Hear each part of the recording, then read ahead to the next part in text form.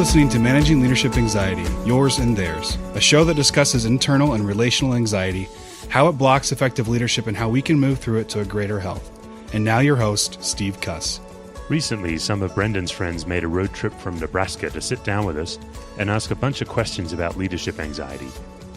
4 guys came out, and we put 2 of them on microphones, and they asked anything they wanted. These guys all serve in youth ministry and had listened to some episodes but wanted to dig deeper. We covered a lot of ground, and I think hearing their questions might help others who are wanting to go deeper with this material as well. So here we go. The beginning of the podcast, you started talking about kind of your experience in chaplaincy and all that stuff. And now you're here today.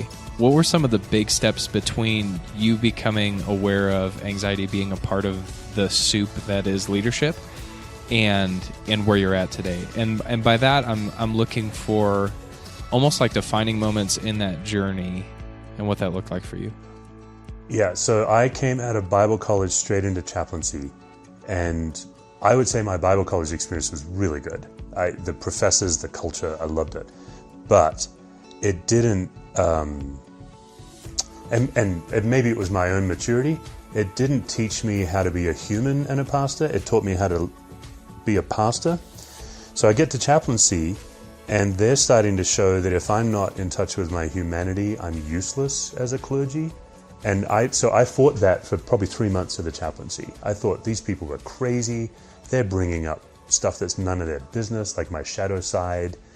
They're asking me inappropriate questions like, were you afraid? Like, no, I'm not afraid. I'm a pastor. You know, it was that kind of stuff. So for me, it was like if my wife Lisa was here, she would say that I came home for the first 3 months saying, this is dumb. Like, I don't know. These people are nuts. They love psychology more than Jesus.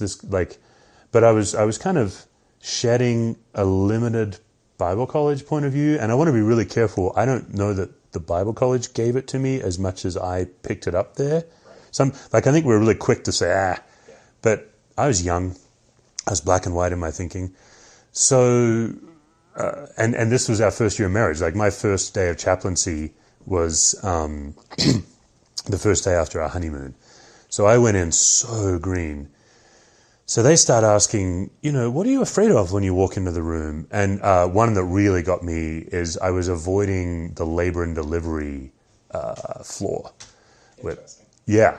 And they're like, oh, that's curious. You visit every floor but this one. Are you attracted to one of the nurses? And I'm like, no, of course not, because I'm married. And they're like, yeah, we're not saying. But they would really force you to realize you have all this humanity. Something in me flipped. I don't remember what it was. Something in me flipped 3 months in. I'm like, wait a minute. This is where am I ever in my life going to have 6 people speaking into my life who care for me, who are showing me things I can't see, and giving me an opportunity? What they were really doing is saying, as pastors, we tend to bring all our strengths to God and say, hey, I can use these. And what they were saying is God can reach through all your strengths to all your weaknesses and pain and sin and fear, and he's in all of that as well. That, for me, that changed everything. So now that I've walked through that door and I'm now in this new world, it really was for me like a matrix experience. Like, you can't go back. Now I've seen the power of naming my own fears. What am I afraid of? What's going on under the surface? So then fast forward, after chaplaincy, I went to seminary and I just took every family systems theory class I could. I did, I think, 16 graduate hours or something in psychology, and it was a theology degree. And then I went to Las Vegas, to Central Christian Church in Las Vegas, and I did crisis intervention for them. And man, like, when people come in off the street and you don't know them, and they're suddenly making you feel like you alone can help them, and it may have taken years for them to get into trouble, but somehow you start believing the lie that this is the only moment where they can get better. And if I don't drop everything I'm doing now, and I'm the only one that can help them. So all of that chaplaincy training helped me in Vegas as well notice, like, why am I suddenly feeling a need to save this person's life? So I started using it there. And then I'd say the next gate for me was when I became a lead pastor.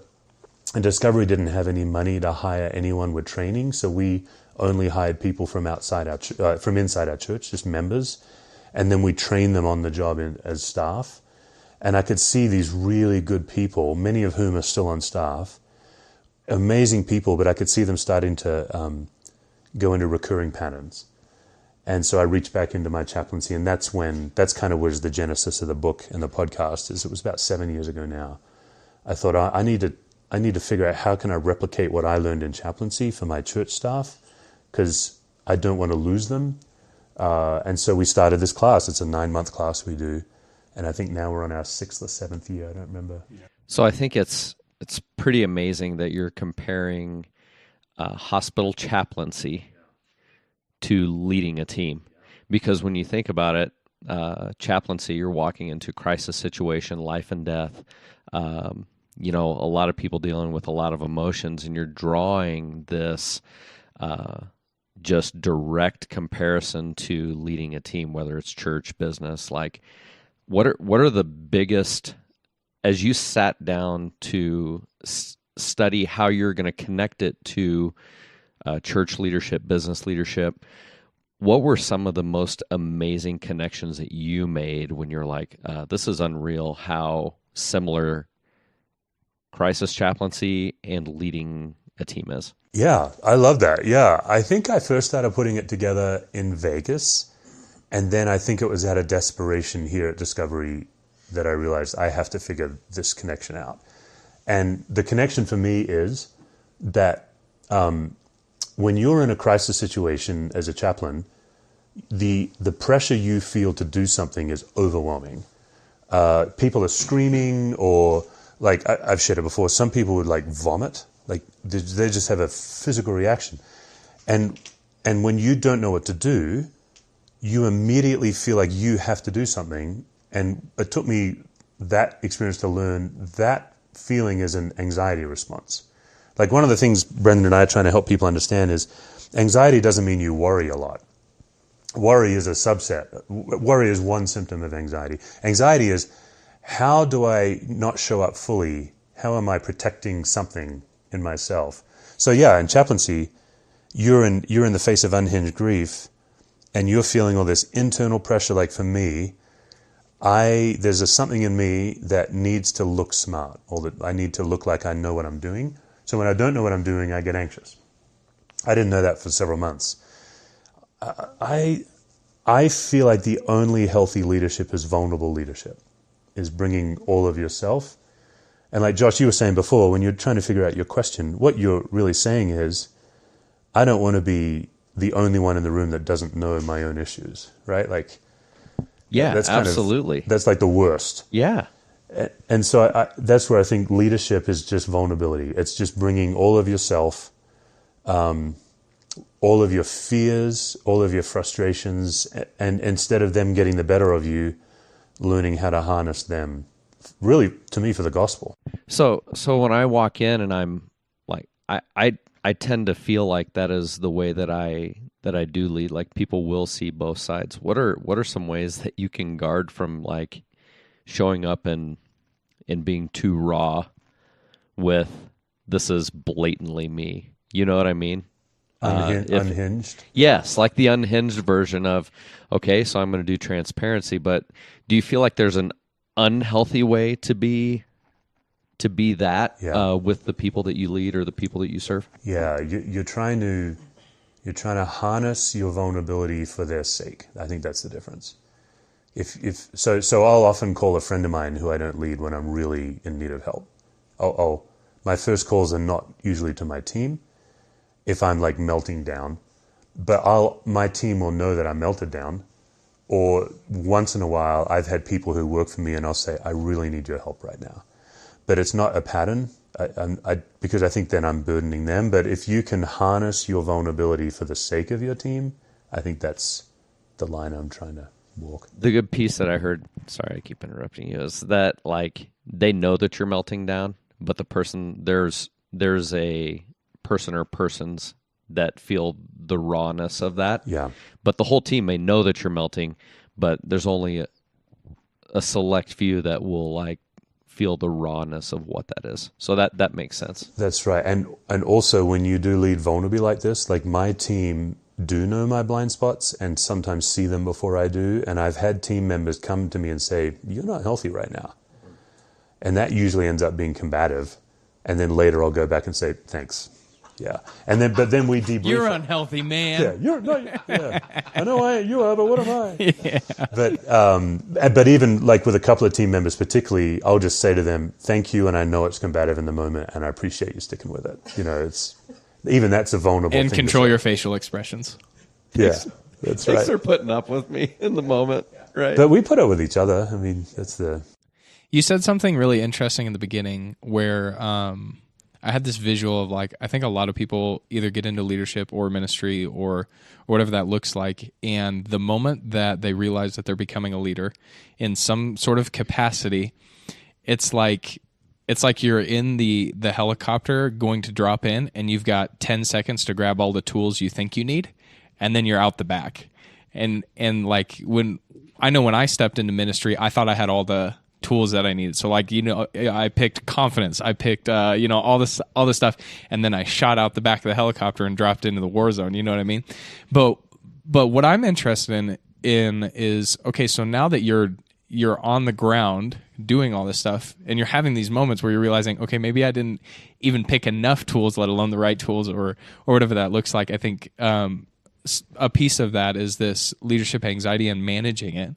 But I imagine like you get to this point after dropping in that you look like the people that are trying to finish the marathons while they're cramping. Like you finally get to that point where you're just stumbling. And I think that's what you were alluding to at the beginning of the conversation, Josh, is like, how do you identify before you start being that guy that's cramping at the end of the marathon as a leader? And what's the first step? Because we're coming to you today as punks that really don't have any background or training on this kind of stuff. So like, what's the first self-evaluation process of finding out, like you've mentioned, finding the things that you're afraid of?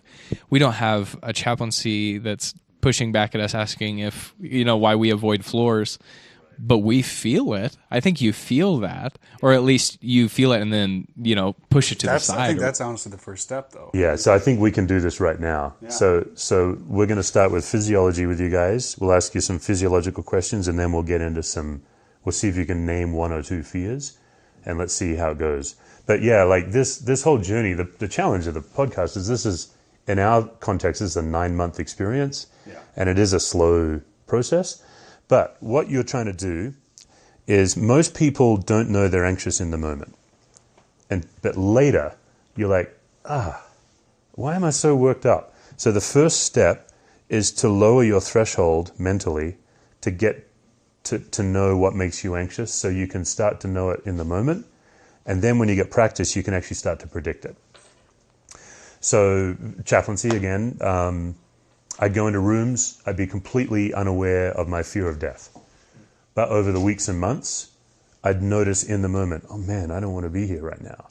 And then over the months, 4th death in a day, I'm walking into the room knowing I don't want to be in that room. And so by the time I get to the room, I've done all the work I need to do to be present to the people. So we can do that with you guys right now. So what you're going to try to do is figure out how to know when you're anxious. You want to jump in? Let's do it. Yeah. I have some stuff that's like very recent, like even before we started listening to your podcast and in anticipation of your book, that I've recognized. I go, this is not healthy that I feel this way in this moment. Yeah. But I see that I feel this way. Yeah. So how does it start physiologically for you, Josh? I would say not like there's a physical sensation on the outside of my body, like I just kind of felt it just talking about it, because I had a moment last night in student ministry that put me in that circumstance, and I don't mind sharing with you guys. It is when, man, this is so embarrassing to say. You got to sit in the silence. It's, man, when someone is deep in hurt and pain, and I know that there is nothing I can do to alleviate alleviate the situation. Because I can't, because there is nothing of my humanity that can help, I will avoid that circumstance. And like, shameful to say that as a pastor, right? Oh, very common, I think. Yeah. So it could be, I have a good friend that is an older gentleman that's served the kingdom faithfully for decades, struggling with dementia, and it's hard for me to visit. And I know that it's my anxiety that makes it that I can't sit with him in that moment. And I have another friend, a World War II vet, that his wife has passed away, and it's a struggle for me to go visit because I know he is sitting in such pain, and there's nothing that I can provide. So let's camp on these.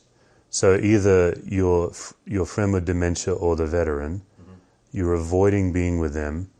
Are you able to notice physiologically? You mentioned a tingling. It would be more like if anything, it would just be a like a half goosebump on side of my body, and then it's not nausea. It is an unsettledness. It's an unsettledness there. Yeah. So you have the gift of a physiological response, and now you can be hyper aware. That's step number one, is when you feel that tightening gut and that tingling, you know, okay, I need an intervention. What normally happens is we're just not conscious of it until it's named. And it's kind of like when you're shopping for a car and you're thinking, I'd like to get a Honda Accord, and then you just see Honda Accords everywhere. Now you're going to be, just by naming it, you're actually going to be more aware.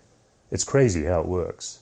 And it's what it's doing is naming it flips the power dynamic, because anxiety had you in its grip, but now that you're saying, the tightening stomach and the tingling, that's my sign, you start to get power over it. So that's step one.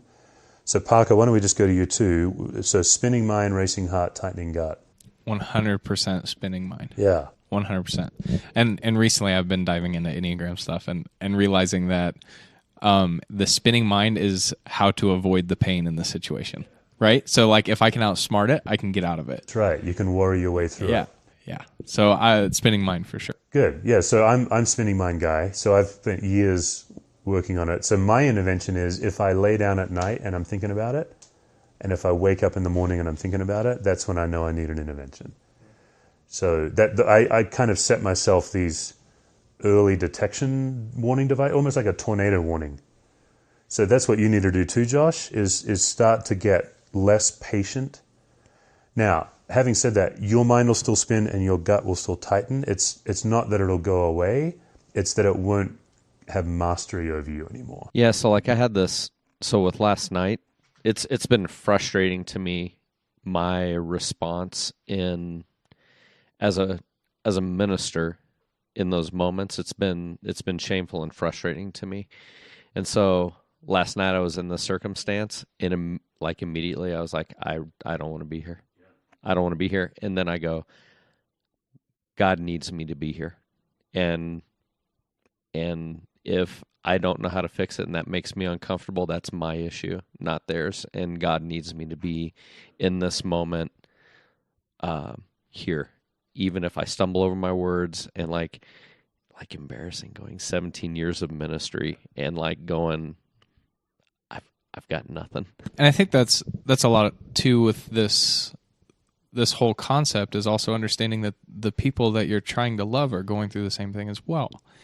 And so you're ultimately, like you're saying, Josh, is like you're not ultimately the fix, but being present or whatever, is that first step. So yeah, so are you comfortable diving into this, why you're avoiding a little bit? Absolutely, that doesn't bother me. The whole part of being transparent, I wear pretty easily, I think, so you can dig as far as you want to dig. Yeah. So the next step, once you get physiological, is you try to name as concretely and specifically as possible what you're afraid of. Or the other way to think about it is, what do I think I need in this moment that I actually don't need?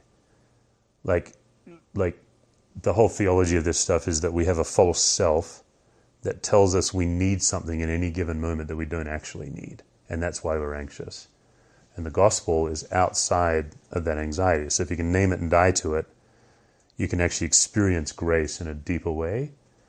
So I spend most of my life feeding my false self that tells me something I need. So I need to look smart. That's why I would avoid this guy. I might avoid this guy because my capacity to care for lonely people has been maxed. So we went through an era in our church where 4 young dads passed away tragically in 5 years. It was crazy. And 3 of the 4 were dear, dear friends of mine. One was the chairman of my elders, one was my volunteer worship leader, and one was in my life group. And the last guy to pass away in my life group, he got diagnosed a month after we buried the chairman of my elders. And I couldn't handle it.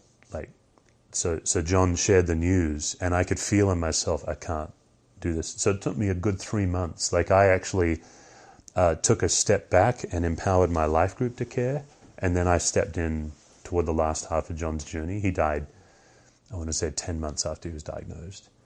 But I just knew, I'm like, I can't keep burying my friends on Saturday and then preaching on Sunday. It was just killing me. So sometimes you name it, and then you just know you have to go get care. So I went to counseling during that time. I was just grieving. And how do you grieve and lead at the same time? It's the worst. So you may have a very real reason not to go see these guys. It doesn't have to be shameful. And it might be that you work through this and then you realize, I don't have the capacity. Because I think most leaders, we do believe we have unlimited capacity. And I don't think it's arrogance. I think it's a faith in God. I can do all things through Christ who strengthens me. So we don't realize that we really are human. Finally, a great use of that verse. No, getting used when it should be. Yeah, I love it. Yeah, we tend to say, "Oh, I've got unlimited capacity," but that may be it. But it may be something else. It may be that you're afraid of dying. It may be that you're afraid of loneliness. It may be that you're lonely. Is any of this triggering anything where you think you can name right in the moment, here's why I'm avoiding? In mentioning that, I can remember from a middle school age of just struggling with loneliness, and I could see that probably being a piece of that, being, man, just seeing this, it could be reminding me of isolation and you know what I mean? I could see that. That's one of those questions that I really want to this will probably be a discussion of our long road home of I really want to think about this and go, but I could definitely see that. So let's jump in on this one. So let's say that you have some fear of loneliness, which makes you exactly human, right? I think every one of us here, that's a fear. Let's say that you also, as a leader, feel a pressure to know what to do, and you don't actually know what to do. So these are two, and I might be projecting. No. When you say that, I can't tell you how many times I've leaned in on other ministers and go, hey, when you walk into this, man, how do you approach it? So let's take your dementia gentleman. No, let's take your World War II veteran. Does he have dementia? No, he is super sharp. Dude is in his mid-90s, still is a great driver, ironically enough. But no, he's very sharp. All right, let's take this guy. One of the tools that would be one of the most powerful pastoral tools is to confess your sin to him, by which I mean, hey, I got to tell you, I've been avoiding you because I'm afraid that you're lonely, and that reminds me that I feel lonely too. I guarantee not a pastor in his life has ever done that to him. And he will care for you, and he will have a human-to-human connection with you that will be like nothing you've ever had. So I learned how to do this as a chaplain, and it was ridiculous where, for half of my chaplaincy, we did hospice care where people have 6 months or less to live. So I did a lot of funerals, or I went to a lot of funerals. And I'll never forget the Jinks family. Mrs. Jinks died, and I went with Pete. He was an older gentleman, And I think I had visited the Jinxes 4 times before she died, twice in their house and twice in the hospital. And so over the 4 times, I probably had a total of 2 hours with them, maybe 2.5. And one of those times, she wanted to die and he was terrified that she was going to die.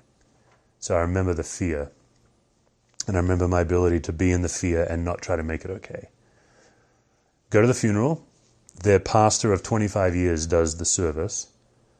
And Pete introduces me to everybody as his pastor. 25 years versus 2.5 hours.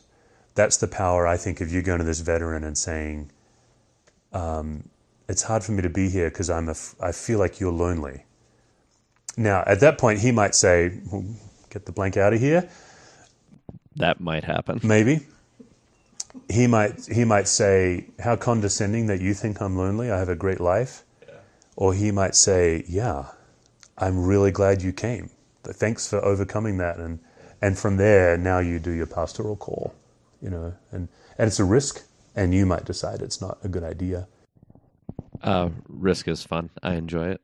So, yes, doing something like that is within, I would say, the things that I enjoy, stepping into the awkwardness of those conversations. And with that, in my long 27 years here on this planet, yeah, I have decided, I've talked myself into knowing that if it's awkward, it probably matters. If it feels awkward, it probably really matters. I think we're trained as pastors to take that whole side of us that's a human and pretend it's not there. But when you take your humanity and baptize it or give it to God, there's a whole power that a pastor has that is a whole other gear. So then let's take your dementia friend. It might be, in his case, that how do you relate to somebody who's not as sharp? And you're just feeling the need to do something. And so then in his case, it's not as appropriate to confess, right? Sometimes it's inappropriate. Yeah, that wouldn't work for me to come and say, hey, it's difficult for me to be here because I don't think you know who I am. And I don't think you know what day, you know what I mean? Those awkward things, it's no, I have social skills. I'm not going to say this to you because that would be hurtful. That's right. Yeah, because the whole point of vulnerability is for the person in front of you. And that's how you know, is because I think for your veteran, it would probably be a gift of humanity. That's my take. I mean, this is like Dr. Phil, right? Dr. Phil hears 2 minutes of context and gives 20 minutes of advice. Yeah. That's kind of how he makes his show. This feels the same. We don't know anything about this guy. Hey, I understand. But you can contextualize. But the theology behind it is Paul says, in Timothy, he says, I'm the chief of sinners. He uses present tense. And I think we always think he means before he was converted, when he was killing Christians. I think he means present. I think he's and the next passage is, I'm the chief of sinners in whom Christ's death is sufficient. And to me, this is how you live it out as a pastor. You go to this guy and you say, I want to apologize. I've been avoiding you because I don't know what to do. And then if he's any normal human, he'll be like, wow, okay, and then you'll probably have a really rich encounter. The dementia guy, I think you have to do the work internally. You have to figure out why. I think it's because I don't know what to say. And I think it's because every time I ask him a question, it doesn't go anywhere. And then what I would be doing then is trying to name that and give it to God. And just like we did with physiology, you flip the power dynamic. Now you have the fear instead of it having you.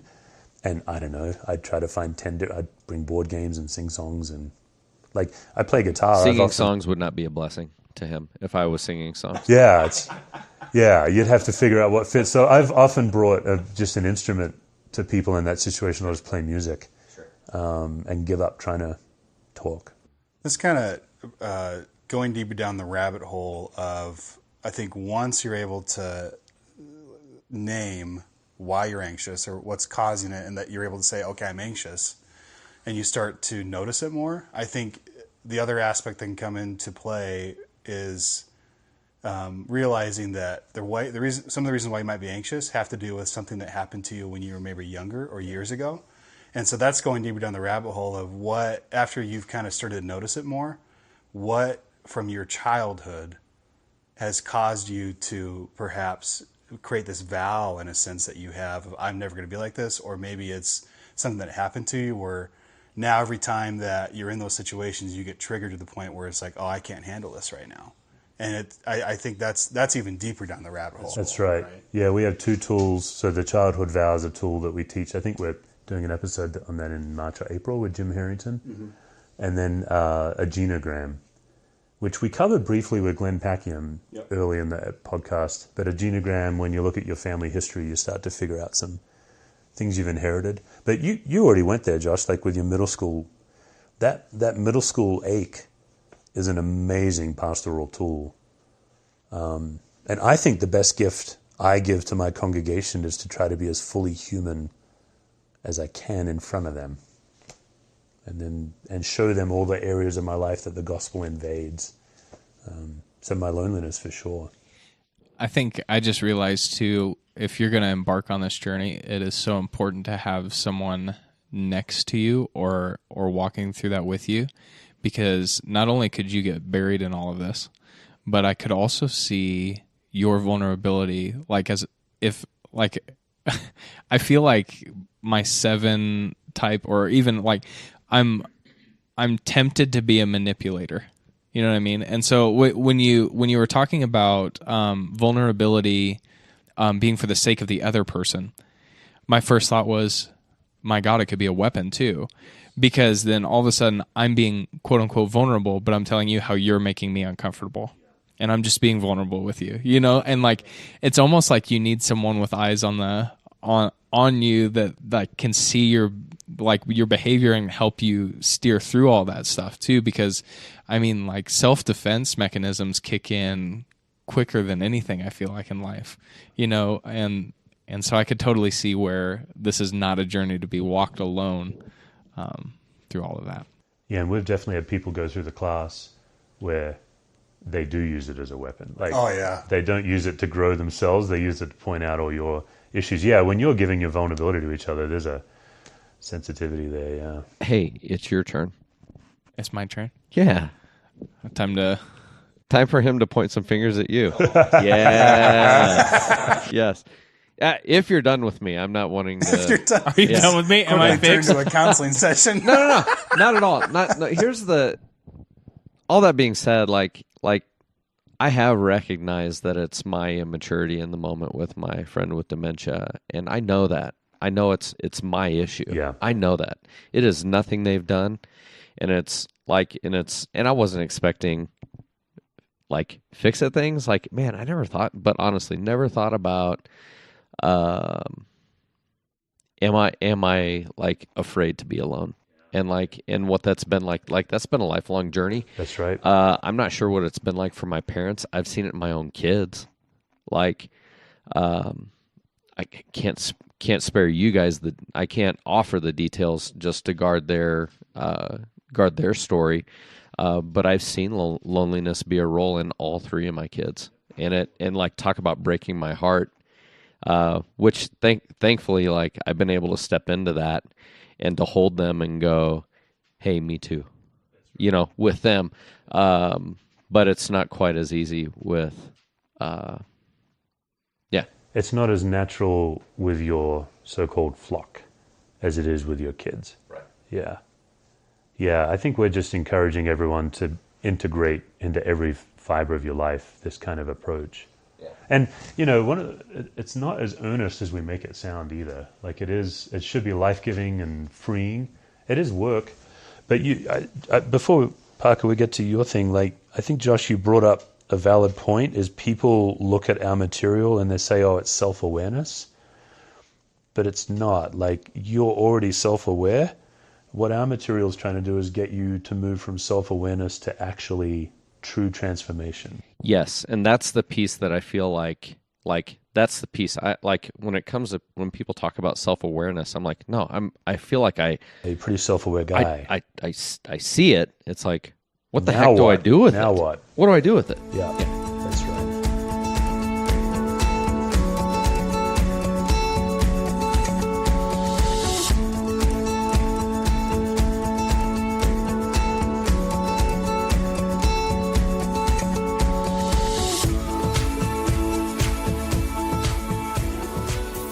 All right, what do you want to jump in on?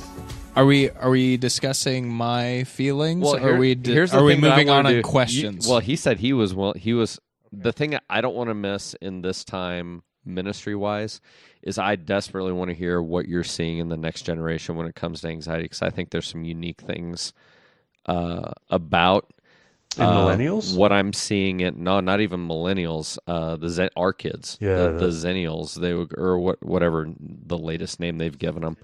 Like I'm telling you, I feel like I see things that are just that are anxiety related. That it's like, this is so where does this come? We can get into that, but I want Parker to have the opportunity.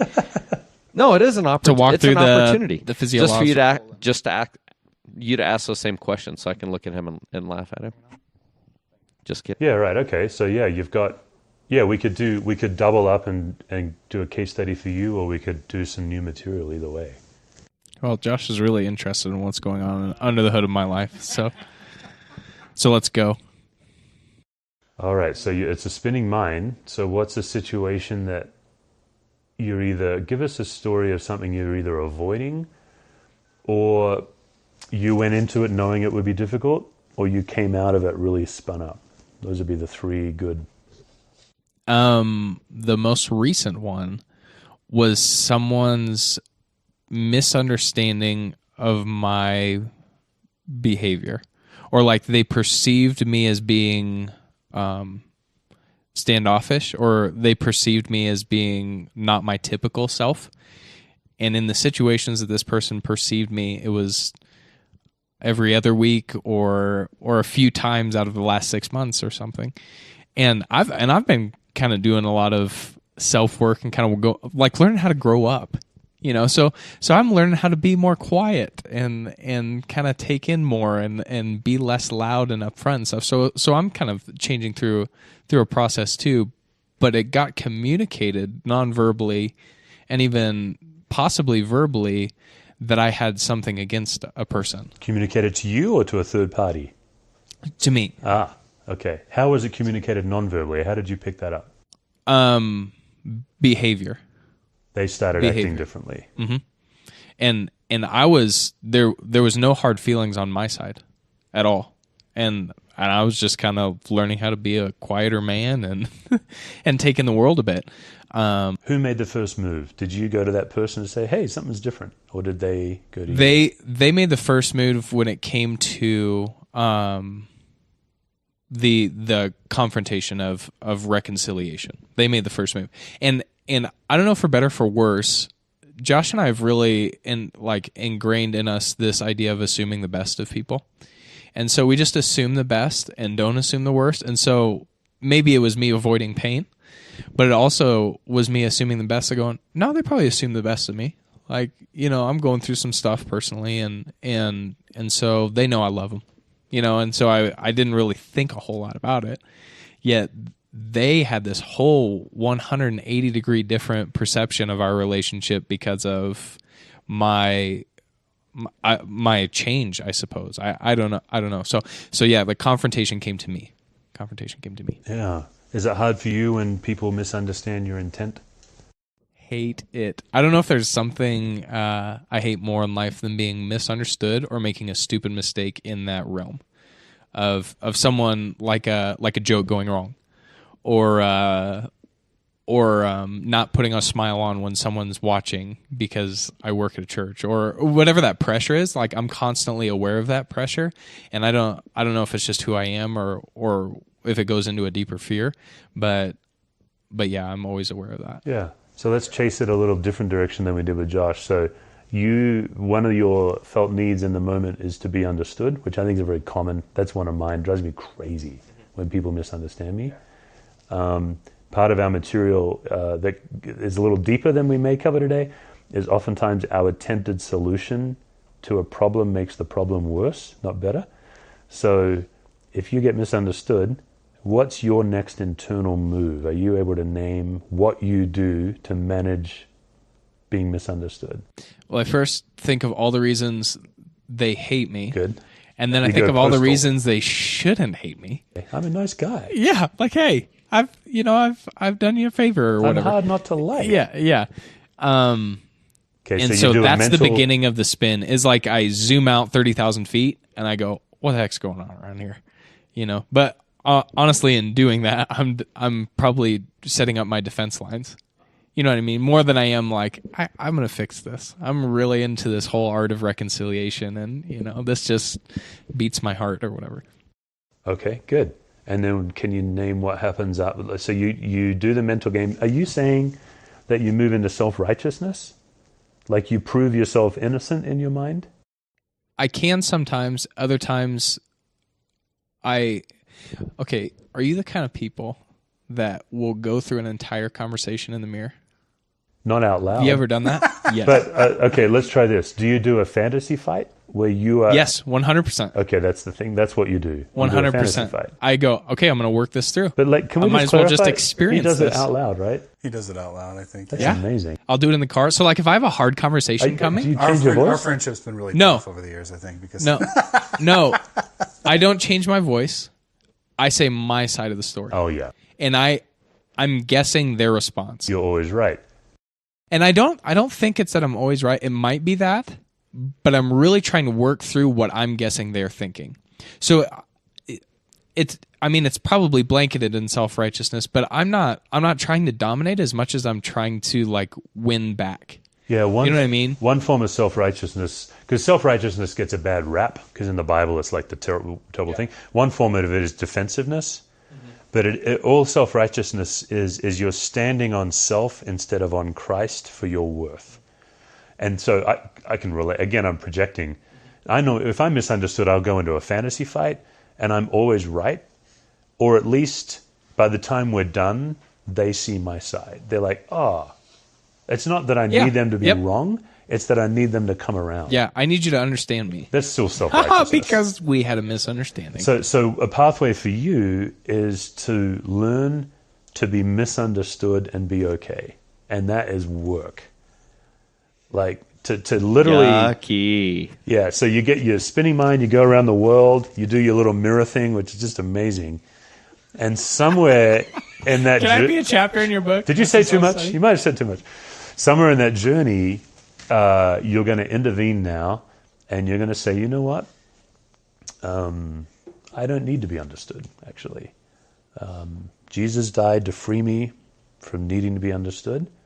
So this person's going to misunderstand me, and I'm going to be able to still see them as fully human and not like either demonize them or sell them. So you know what's funny is I feel like I actually tried this last time by being quiet and just assuming the best and going, you know what?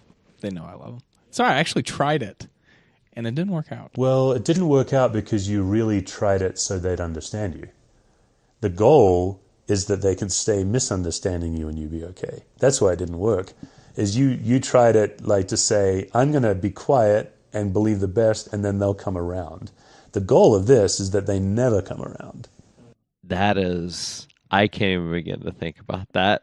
That just makes my insides turn upside down That's and right. sideways, It's man. awful. It's Like, the worst. So you and I had, remember when we were going to switch offices? Yes. We had this moment. Yeah. Where we talked about it, created tension, and we went away and neither of us understood each other. But we were going to like stand there in the midst of it until we understood each other. Yeah. And it was like the mirror wasn't needed because we were having it.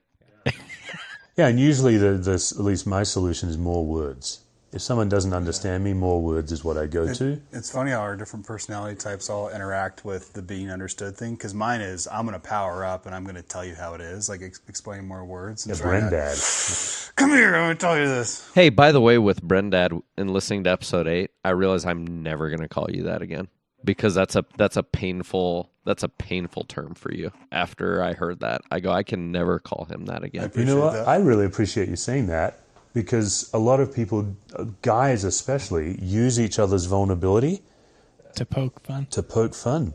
I've got a friend of mine, he has a sensory, not disorder, but people scrape a spoon on a bowl or something, and he has several friends that enjoy, like we'll be in a meeting and they'll just start doing something. Let's just camp on this thing though. This is a game changer to, like where we say everyone has problems and everyone attempts to solve their own problems. that may be what happened. You were misunderstood, so your attempt was to be quiet and believe the best, but your goal was still let that understand. Is that accurate? I'm not sure. I don't know if it was more of a this will blow over kind of thing, or if it was. And this is all. I mean, I'm so different now than I was 2 years ago, and so I think I'm kind of storming the beaches of this idea of being okay with people not being okay, because it used to be, like you said, think about it until you fall asleep. First thing you wake up, shadow box in the mirror, and go and figure out everything I'm going to say that day and how I'm going to go through it and everything. But I've found more grace in that, and so I don't know. I think as you lead me through it could have been that. Or it may be just that the goal is that you're okay being actively misunderstood, right? That you don't actually have to do anything. You can rest in Christ. And of course, again, sometimes the best thing to do is go reconcile. It's not like sometimes you're a jerk if you don't go, but it's more it's like an idol, or it's a thing you think you need inside that's blocking the gospel. That would be what I'd say about it. When you talk about going and reconciling, there's a difference between a lot of people want to go and reconcile, and in their heart they feel like part of this reconciliation means I need to know that you understand me. And what you're saying is reconciliation is I love you and I want unity with you even if I'm misunderstood. Yeah. Is that what I'm hearing? Yeah, I want to make sure I'm hearing you correctly. It's the same thing. Like, I think leadership is always for the other. Like, you should be dying for the people you're leading. So what does that look like, to die to self and to die to your own interests? Yeah, I suppose I'm confused by the concept of I'm okay leaving misunderstandings lie because I feel like a conflict isn't finished then. So I'll see if this helps, because again, I'm really sensitive to the Dr. Phil syndrome in these situations. So I'm a preacher. I like being provocative, and I want people to like me. That's torture. That's just it's the worst. I write a manuscript, but I preach off the cuff. So I write it, try to memorize it, and then I try to never look at it. So I say stupid things and things I don't mean in the sermon. But I'm also have a way of presenting that sounds very certain. So I say stupid things certainly and things I don't mean certainly. And so that generates a lot of misunderstanding. And I just have to live with the fact that by nature of the way I communicate and by nature of people's foibles, there's always going to be a level of misunderstanding that my effort will never resolve. So this brings to my attention, more than I have a fear of a misunderstanding, I have a fear of a mistake. I think. And that's a big problem. And I've recognized that about a year and a half ago. And I had this great moment where I was conversing with a great friend, and he's far along in years compared to me and has much more wisdom. And I was looking at a shelf and I said, I would never build that shelf. He goes, why wouldn't you? That totally looks like something you would like in your house. And I go, I would mess up an angle and then it would lean and I just wouldn't even start because I'm afraid to even have that be a part of my house. And he looks over his glasses at me and he goes, you got to get over that. And then he just walks away. And I remember that was a defining moment for me in my life. So in this situation, I think even when I'm fighting in my mind or whatever we called that, it might be to finalize all mistakes. Yeah, what's so wrong about making a mistake? What's going to happen after that? Rhetorical question, maybe, but not at all. No, not at all. Not at all. You and I actually talked about this on the phone about a month ago. Right? About a month ago. Yeah, it's a real thing. Where, I think I told you that the biggest thing that I learned was mistakes are okay. Like, making mistakes is a good thing.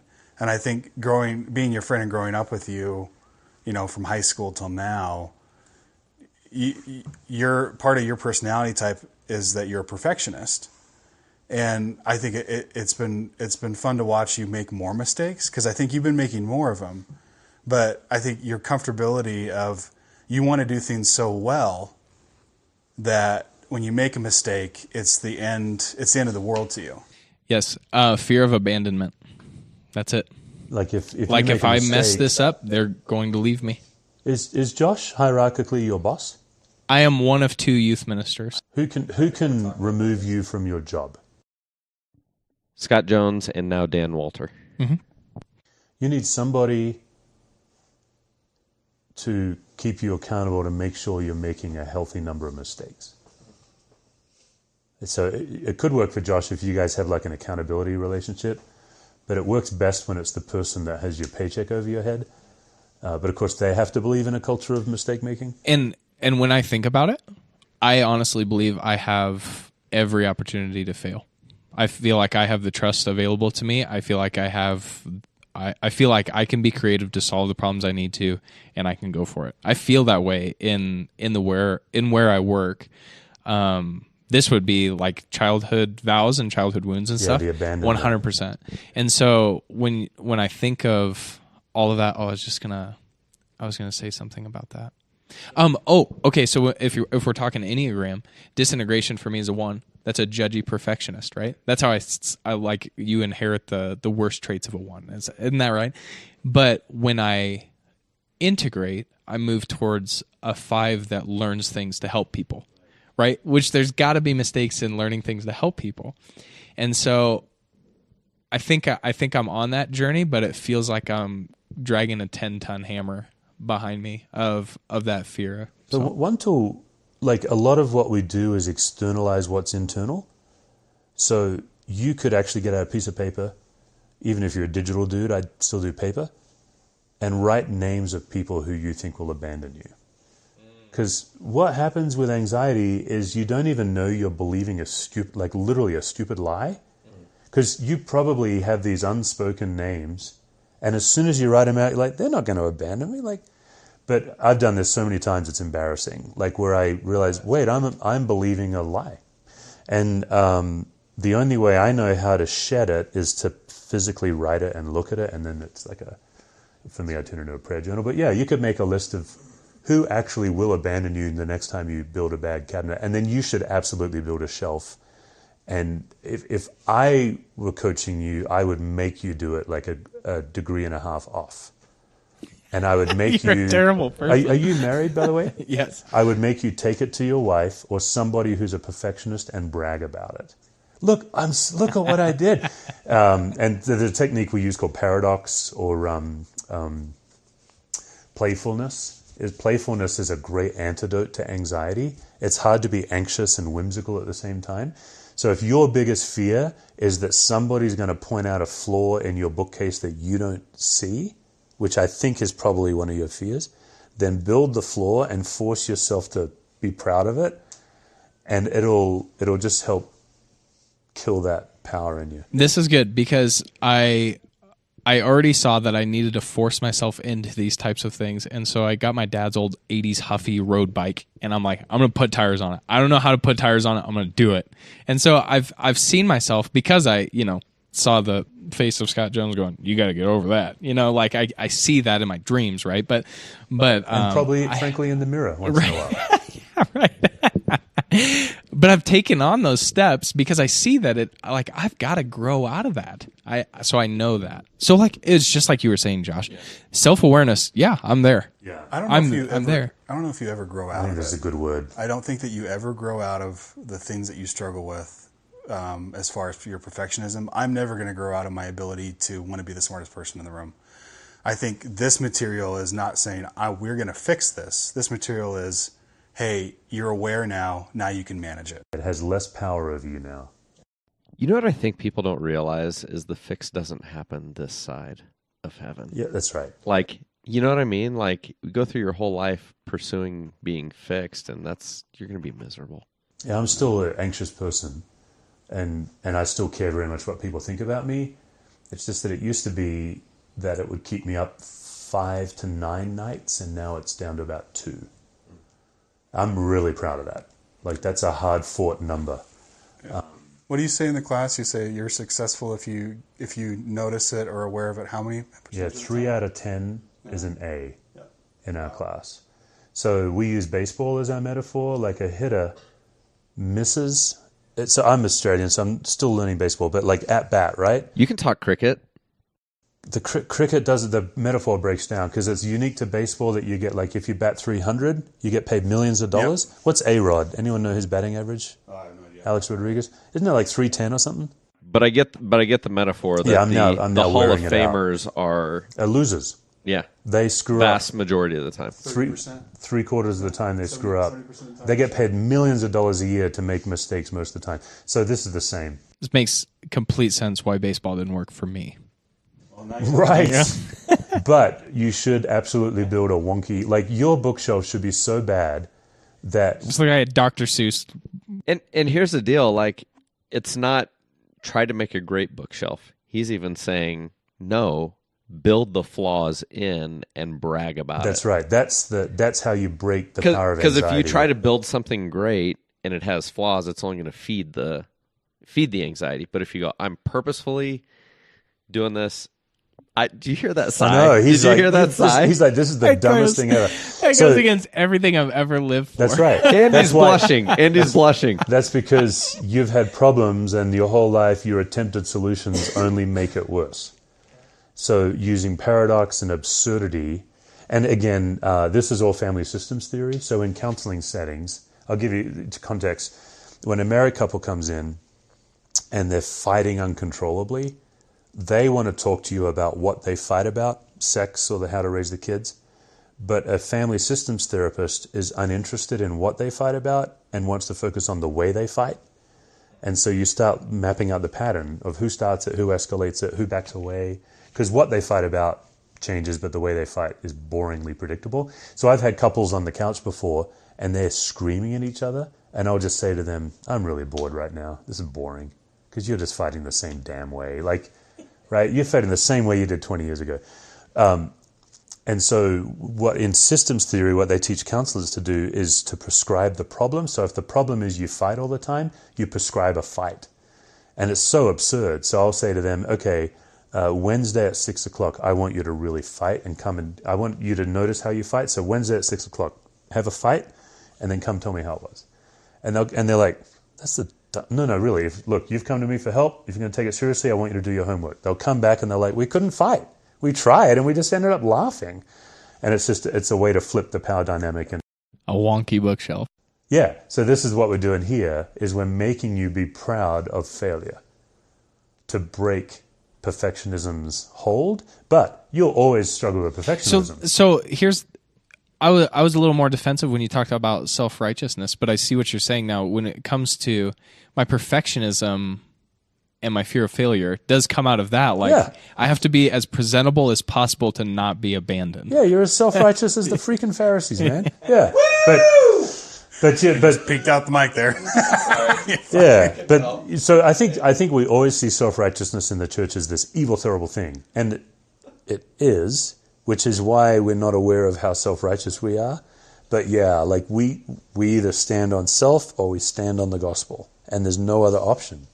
And so I spend 7 out of 10 times in my life standing on self. Yeah, this is absolutely the way. Yeah.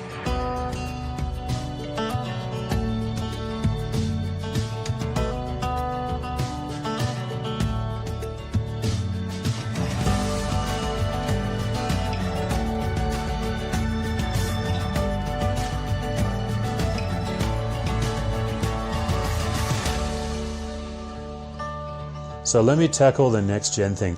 I honestly don't think I had much to offer because I think I only have my individual opinion. I don't think my training is informing it because I think my training informs all humanity.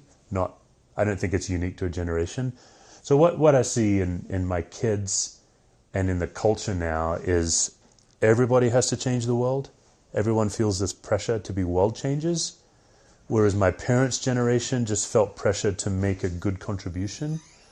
It feels like, and I think in the church we've done damage where we tell everybody that they can all, we use superlative language. Like, I am not a world changer. God seems to be using me to change a few thousand people, which is way more than I ever thought. But it's not 7 billion. But so I've seen that in the generation. I think the good news of the next generation is you can't all be president. Like, actually, only one of us can be president. So stop So I see a lot of anxiety in people feeling this need to solve every problem right away. And suddenly every systemic problem in our society, we've lost our patience to solve it. And so there's all this hate and animosity. But I don't think my training helps with this. It's maybe I might be able to draw some attention to some of the things that I'm seeing, and maybe even if you have or haven't been trained, just to give some. Again, we're not looking for Dr. Phil. This is what we're seeing. Yeah, because here are some of the things that I see. I feel like it's an unprecedented amount of separation anxiety that kids are feeling. That it's so much more, and it's as simple as this. And I'm not asking you to solve it. Just would love to hear your comments on this. Is like when we go away to camp, the number of students that are 17 years old and can't stay overnight without tears and weeping, and like, you know what I'm saying? Like something that would be common with a 7 or 8 year old that maybe it's their first, weekend overnight camp type thing. That type of stuff. And also, I'm asking 2 questions at once. Do you want me to stop? No, go ahead. The next one would be what I feel like might be anxiety that's created from students that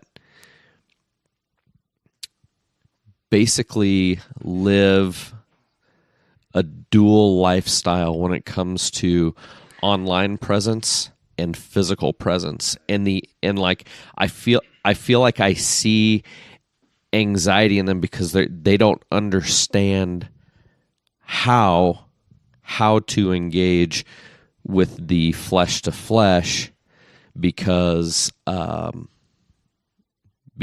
they do so much of their communication by way of a simple photograph, text message, you know what I'm saying? And their social media presence almost has a completely different personality than their physical presence. Yeah, and there's definitely the amount of kids who are putting themselves out there for approval is pretty scary to me. Like the kind of the social media posting a photo and getting rated and all of that. I don't know. I think every generation has to wrestle with what they think they need that they don't really need, and how does the gospel invade our fears and what we live for. And so I do think this generation has unique challenges. I also see, like, my kids, their bonding and their relational skill, I think, is really high. My kids and their friends, as I look at them. So I think there's also a lot of strength. It just feels extreme now, I guess. But I don't see anything. I don't see that anything's changed in that the kids that are using social media and having a dual life, to me, I just hear a false self when I hear that. And I think the challenge, particularly for student ministry, is how young can you start helping kids understand what we've been talking about today? Because like my wife's a therapist, by the way. She just finished up her degree and is now practicing. We've been doing this with our kids for years, and we often wonder if we're poisoning our kids, because instead of like siding with them and rescuing them, we're using systems theory and making them try these. And we can just see our kids all in therapy in their 20s, like, yeah, like all I needed is my dad to say that guy's a jerk, but instead Dad taught me about triangulation, you know. But I see in my kids and their friends some really healthy relational dynamics for sure. And then I see them, like my senior in high school and he's just turned 18, and we did a little getaway together, and we had so much fun. And just for me to share the gospel with him on, like, here's how I see the gospel working in systems and patterns in someone's life. And so I don't know how helpful I am in that. That question for me was seeing if there were any observations that you've had and seen, understanding that you're, like you said, your training, you mentioned that you're like, dude, my training has been something completely different. But sometimes in our training, we observe things and we're like, you know what, this has kind of been in the back of my head. And I was just wanting to see if there was anything like that that's caught hook for you. It was all. So that was, yeah. And one of the things that you said makes sense with a philosophy that we've really taken is that it all comes down to identity for students. It really all comes down to identity. And so even in our messaging and stuff, we look at that and make sure, okay, are we hitting identity on this? And what you're saying is, what you're hearing is just another false self. Like the second profile that's a different person is no different from kids sneaking out of the house in the 80s, right? Or what, all the classic 80s and 90s films of living a dual life. Yeah, that's right. Right, you're saying? It's just more sophisticated now. Yes. And easier because you don't have to learn how to get out of your house. Yeah, you could just lay in your room and do it. But what you said is, when it really boils down to identity, it's the same issue regardless of the generation, regardless of the age, regardless of the... Yeah, I think every teenager and every pastor has to learn how to be loved by God. And I think our job is to receive it and then figure out how to unlock it for others. And I think it's really hard to do. How would you help us help our coaches in the sense of helping them getting over that anxiety of not having the right tools? Yeah. So I think what you and your coaches can do is cultivate a habit of sharing what you're afraid of. What am I afraid of? And just have a weekly or a monthly, and then cultivate a habit of sharing those fears with the students and inviting the students to share theirs. And then I think in youth ministry, like in our youth ministry, we have some kids that actively sabotage anytime the conversation gets serious because it's too hard based on some pain, So I think youth ministry has a unique challenge of those goofy kids. And this is where I wish my wife was here. We run our adult life group with our kids in the room with us often. And so it's 12-year-old up to adults. And watching my wife receive the goof from a kid and then find the one little piece of it that she can honor has really been amazing to me. But she's a therapist. She's like a pro. But I think for your coaches, what are they afraid of? What conversations are they avoiding and why?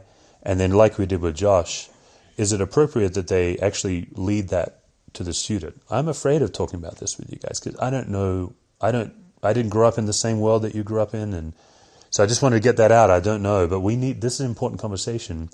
But then learning how to invite the kids to share their fears. I really think the number one gift we have as church leaders is being fully human. That's why we do a whole chapter in the book on why we should stop trying to be like Jesus and we should just follow Jesus. Give up the pursuit of being like Christ. Just die to your false self and follow Jesus, and Jesus will be the one that transforms. So I do a whole theology in the book on anxiety and how it gets in the way, and how the way we manage our anxieties, we try harder to be like Jesus. So if all you have is your full humanity, I think a couple of generations ago, pastors were trained to be personally holy.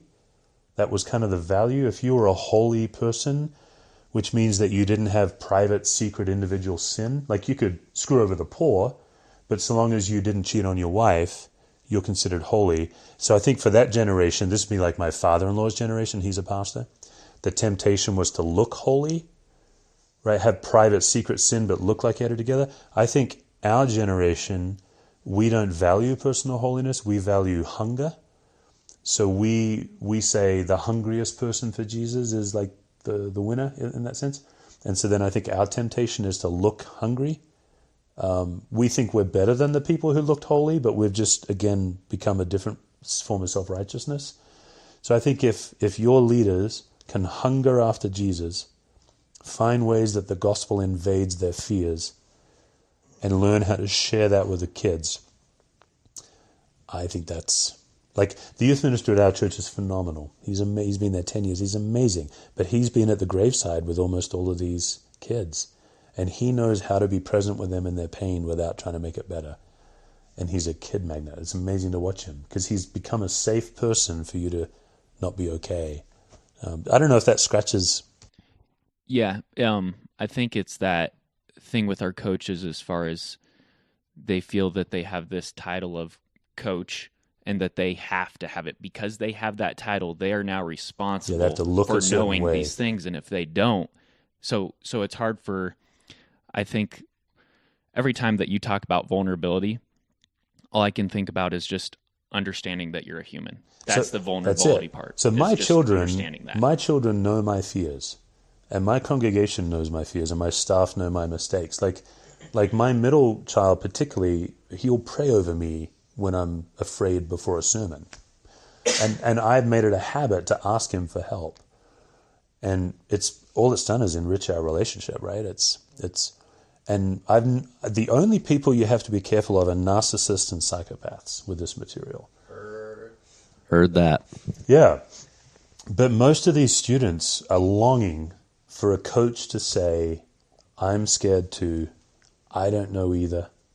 I don't know my kids' world. I was not raised in the world they're raised in. So I shouldn't try to pretend that I'm an expert. But I'm with them, I'm in it with them, and so being human for sure. That's a huge gem right there. Hey, I don't understand the world that you're living in, but I'm here with you. Yeah, I like you. I really like you. I like being around you. And if I can be some relief for you, that's great. Yeah. So I preach this way. Like, I was very mindful when I came to this church. I'd never been a lead pastor before, and I'd preached a lot, but I'd never preached every week before. So I basically learned how to preach in front of the people I was leading. That is the worst. Like, for whatever idols and things you think you need, learning how to preach bad sermons in front of the people you're leading is so bad. So it occurred to me, the only and I've gone through, and we haven't covered on this, but I've gone through quite a doubt journey in my own life, starting with chaplaincy, that was really plaguing for a while. So how is it that you're the lead pastor and doubting, and how do you steward that for people, and when are you putting it on them, and when are you helping them? And it's really hard. But I figured out really early on, if I'm going to survive as a lead pastor, I can't get up at the pulpit as an expert. I can only get up as a curious researcher. So That's really good. Even tonight, and I've now trained our preachers to do this. When we get up to preach, we say, here's what I've been learning lately. And sometimes I learned it 10 years ago, and I'll say, but I'll even say, I won't say I learned this 10 years ago. I'll say, I've been on a journey for about 10 years now of really trying to understand the love of God in a deeper way. And here's where I've noticed I've gotten in the way. But if you can do that with your youth, and I'm guessing you guys probably do, but if you train your coaches that they're not experts, they're the authority, and those are different things. I am not an expert in my children's life, but I am the authority. Like, because they're kids in my home, I can make them do things, but I don't have to know, and that frees your coaches up. Yeah, the one thing that I was thinking is I think they, to an extent, know that they don't have to have all the answers. It's just that fact that we have some people that are like, I have this opportunity and I need to take full advantage of it, and I can't not have a bad day because this might be the day he needs it or she needs it. They need to help Parker build this bookcase. They just exactly. send them to. Yeah. So actually, what I would say to that coach, I would do what we did to Parker. I would make the coach have a bad small group. Let's say they're doing small groups with your students. I would prescribe for the coach, you have to go in and do a half-baked job today. And then let's debrief. How did it go? Oh, it was terrible. Okay, good. That was a win. Because too much pressure. None of us, like another thing that I had to learn the hard way in chaplaincy, and this is a lesson. Actually, I'm relearning the lesson right now. I keep forgetting it and having to relearn it. I started out where when I'm anxious, I forget that God's present. Anxiety, it's hard to be anxious and experience God's presence at the same time. I then moved to thinking that I was taking God with me into the room. I show up and God's with me. So I'd say to myself, it's okay, God's with me. But the final frontier was, oh, wait a minute, of course, God's already in the room. I'm actually just walking into what God's already doing, and it's not on my shoulders, right? But that was the shift I made. It's like, oh, it's all on me. Yeah. Whereas in chaplaincy, a skilled chaplain is simply perceiving where is God at work and how can I join? And so when I hear this pressure from these coaches, my gut is too much pressure. It can't be that way. God can't have set it up to where every encounter has to be a home run, and this is the one chance to share the gospel.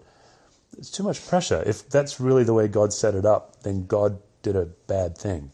What's actually true is God's Spirit is invading all kinds of places, and if we can notice it and move into it and do our little part, and that's kind of connected to why we need to stop trying to change the world and just change the few hundred or few thousand, because God's changing the world. So I'd advise the coaches to screw up, to make a list of the things that they think they do badly, and then, because playfulness and absurdity is a big deal, let's say that you have your coach. Okay, here's what I do. I'd say, okay, coach, what does it look like when it goes really badly? And maybe they list 12 things. Okay, which 3 of those are you going to do next week? Let's choose 3, and you're going to intentionally do 3. You're going to interrupt a kid. And again, you can't like mock a child. Like there's things, you can't punch a child. Oh yeah, let's do that. But there are things you can do that no one gets hurt, that helps the coach realize the sun came out the next day, the kids came back. I have 2 more general questions for you. Yeah. So as a newbie to this content, I'm sure this is heavily covered in the book. I've heard you talk about managing leadership anxiety, yours and theirs. So there comes a moment where you recognize it's not yours. What does that look like? Because I feel like you're still responsible for leading that person. When you realize it's not yours, it's theirs. How do you lead them in knowing that it's theirs? Like my question, unedited, was just, how do I tell someone it's theirs? So what does that situation look like? The theirs in the material is more to do with a group than another individual. So the only time you can really tackle an individual is when you're in a close relationship with them. So the thesis of the book, which, by the way, I think chapter 1 and the intro you can just download from my website. So you can get started, and the table of contents. So even the table of contents kind of shows you a flow. Where was I? So the thesis of the book is straight from a guy named Edwin Friedman. He says, you can only lead people who are moving toward you. So if someone's not moving toward you, you can't lead them. That's the theory. You can disagree with that, but that's his theory. And he's a marriage and family therapist who then got into leadership. And he's a Jewish rabbi. He's a fascinating dude, Edwin Friedman. So the only time I would ever go to an individual is if they're moving toward me. Or if the impact of their actions was so bad on the team that I took that chance. But like the people that you had a misunderstanding with there, it might have been that for a while there they weren't moving toward you. And your effort to chase them is actually your attempted solution that pushes them away even more. So the theory is that good leadership is just figuring out who's moving toward me and how do I appropriately get people to move toward me in a non-manipulative way. Like, what gifts has God given me that is unique to me, that makes people want to follow me? And then the other thesis in the book is that leadership is knowing what to do. And that's an audacious statement because most of the time we don't know what to do.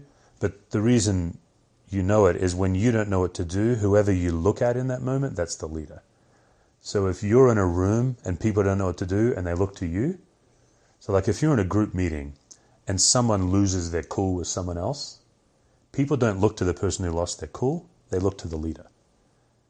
You can watch a room, and then if you don't want to be the leader, just stay silent, and people will stop looking at you and start staring at somebody, and that person will speak up. In fact, if you guys want to play with your staff in a really manipulative, cruel way, screwed up. Just start staring at everyone. Choose someone to stare at and watch them speak. It'll happen because most people don't have the capacity to cope with external pressure to do something. Unless you've been trained as a chaplain, then you can do it for 6 hours. But if you guys want to play a game, go back to your church, pick on somebody. This is terrible. I can't believe I'm saying this. Yeah. And all 4 of you stare at that person, they'll just start saying something. And depending on who they are, they'll either say, what? They'll kind of feel it. Or they'll actually just, like, if something happened and you all just go, whoop, that person will try to fix it. So the theirs is learning to pay attention to how groups operate together. And so in youth ministry, it's killer with small groups with kids. Who's the kid that always makes the joke? Correct. So who's the kid that always speaks up, like wants to please the leader by answering the question? These are all predictable, like boringly predictable. And so group theory and group anxiety is these are all the ways these kids are managing the anxiety in the room together. And it's your ability to pay attention to that as much as what they're saying that will deepen the group experience. So how do you say to the joking kid, hey, I've noticed that you avoid pain by always cracking a joke. And I like that you're the life of the party. It's really fun. But maybe next time, could you try 2 times when you think you're going to, just to hold it? You can still crack joke. I'm not saying change, but just two out of 10 times, right? Just withhold that joke, because some kids actually need to share. And can you help me? That would be the theirs part. I don't know if that helps. That's great, because typically the kid who's great at cracking jokes and is the life of the party has the social skills to actually read the room and do those things. So if you could repurpose that skill to actually work for the group, that's right. That's huge. Yeah, you're just taking a gift and a shadow side and bringing it all. Yeah. My last question. You talk about phantom attacks. Yeah. I love that title of phantom attack. When that happens, we've covered in the podcast so far, you guys have covered in the podcast so far how to move through that and kind of see that, okay, introduce me to the phantom choir, introduce me to them and we will work through this, and typically it fizzes out. However, you're sitting across the table from possibly someone who you're leading. And so obviously that's some sort of anxiety that they're bringing to the table. Is there a way to help someone through that phantom attack process that's more than just saying they're probably lying, it's just them? Thank you for your time. That's good. Yeah, there's different attackers. So the most aggressive situation is where the people are actively sabotaging, and then you need an aggressive response, which is typically to call someone else in the mob. I've done that. When I learned that a friend of mine was being co-opted into this mob, I just called my friend. And it's a pretty aggressive move. And I wasn't aggressive with my friend. It's just a bold move. And I said to my friend, hey, Paul, we'll call him Paul. Paul said that you have a problem with me. And I don't know that you really do, but I just wanted you to know he's saying that because that hurts, because we're friends. And wouldn't you just come to me? And this guy, let's call him Charles said, Paul, he's always like ranting, and we just listen, and we don't know what to do. And what's happening is Paul is passionate about a problem, and he's ranting to you guys, and when you smile and nod, he's co-opting, they all agree with me, and he's crediting you with the same level of passion that he has, and then bringing the mob to me, right? So when I go to one of the people in the mob, and this poor guy's like, we just don't know what to do, and I had to say to him, well, I just want you to know he's using you against me. And you and I are good. It's okay. But I just thought you should know. And then go back to Paul and say, I called Charles. Just want you to know, Charles is a friend of mine. So I'm going to keep doing this. If you have an issue with me, here we go. But if you keep going to other people, I'm going to call them. Now that would be the most aggressive on the spectrum. I interviewed Nancy Ortberg in season 1. I thought her answer was amazing, where she recognized, and I've had this too, where someone, like I've had a friend bring a phantom mob to me.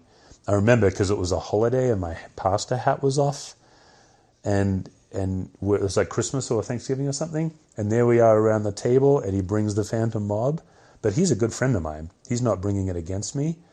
In his case, that was his anxiety response. He doesn't know how to hold it. So somebody had chewed his ear, and he can't hold it. He only knows how to pass it on to me. I've had this with some friends where someone will chew the ear of my friend. My friend will call me and say, Charles is upset. I'll call Charles and Charles will deny it. I'm not upset. And that's why it's a phantom. You've got nothing to hold on to. Like, wait, well, so I then had to go back to my friend and say, hey, As my friend, it's hard for me to hear third-hand stuff. So could you, and I understand it's hard for you to hold it. So could you just, when you hear it, tell the person to talk to me and then not tell me? That would help me, and I think that would, because here's what's happening is when I chase it down, it's a cloud of steam. And I've done that with 2 friends of mine, and they love me, and they had good intent, but they just didn't know how. They were trying to be helpful, and because they're trying to be helpful, I wanted to help them in being helpful. Does that make sense? Whereas this guy Paul, he was actively trying to get me fired. So let me close on something though, because one thing you guys can take back with you is you can Google differentiation, which I think we covered with Jay Pathak, but we'll cover more. But a lot of what we're talking about is a skill known as differentiation. And the guys that write about it are Murray Bowen, Bowen, and Ed Friedman. For more resources, you can visit managingleadershipanxiety.com and download a free chapter of my upcoming book. This episode has been a production of Brendan Reed and Steve Cuss.